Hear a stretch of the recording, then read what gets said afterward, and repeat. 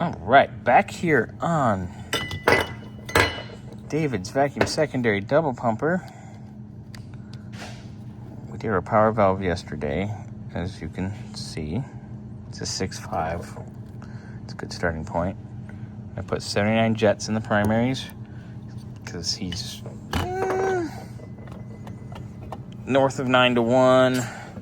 It's got a pretty hog-ass, solid flat tappet. One that would be, good about 7,500. It's got a little more, like somebody would put in a half-mile asphalt car or a pretty heavy street strip car.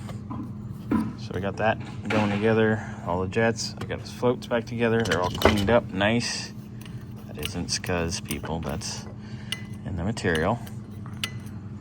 The floats are in. I do have the diaphragm in for the accelerator pump. We're going to get that together. We're going to get our needle and seats in. Going to do the primary bowl first. Get that all mounted up.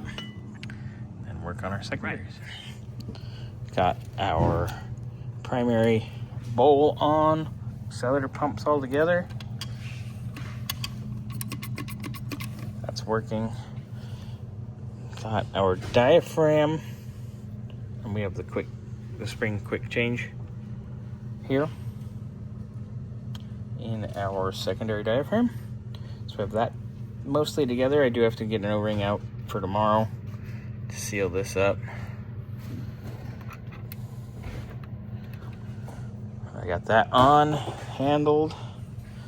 Got to do the choke tomorrow, which we have to, I think we're going to do a mechanical choke on this.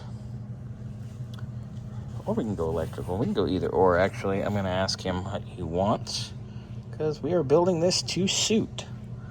So that's where we're going to stop for this evening, and we will carry on